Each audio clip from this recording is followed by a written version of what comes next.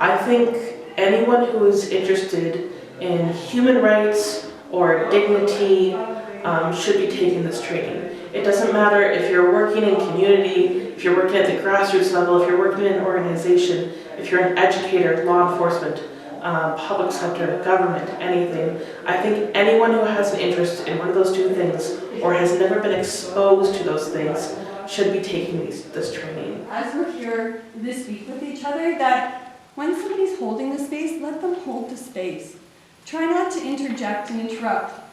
Listening with an open heart, and like Nexi said too, there's no obligation to speak. If you don't want to speak at points, you don't have to speak at points. It allows you to look beyond your personal bubble, your personal sphere, your lens. It allows you to look beyond that and see things in a way that you didn't originally see. It expands your knowledge, it expands your vision. A look through the Universal Declaration and through those 30 articles, find the connections between different articles and some of those pieces, those qualities that you have identified.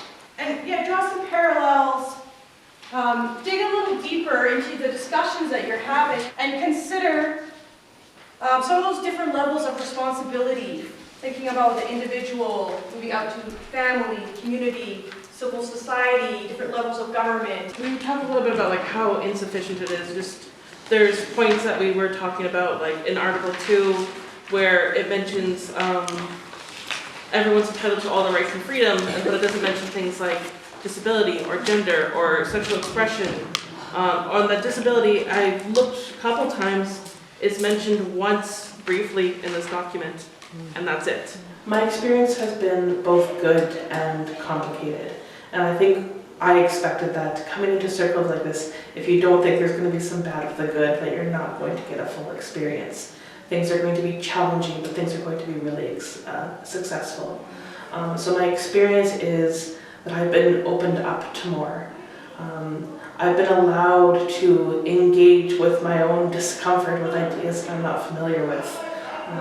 I've been allowed to address things that maybe I disagree with and maybe see them in a completely different frame. See things that I didn't originally understand because someone was able to frame it in a way that made me suddenly click with me.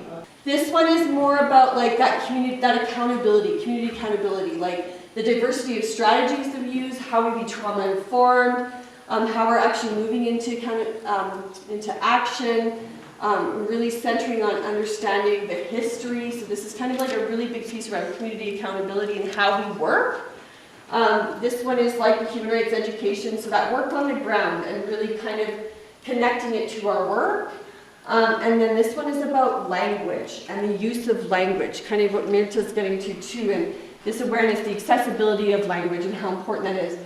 With your issues, you're going to draft a few calls to action, one or a few per issue, a couple per issue.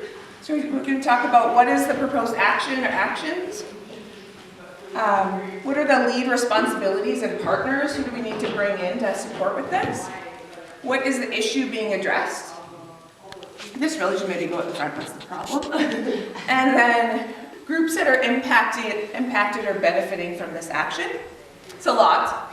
Approaches, steps, or suggestions, and then resources needed. My experience has been this whirlwind of color almost, where you get to see all these different things, all these new knowledge, and you get to rework it into, not rework it, but like reframe it into your own work and how it fits best to make your own work more successful, but also helping you engage with others. And how you can do kind of like you get some, but you have to give back too. So there's like this beautiful cooperation.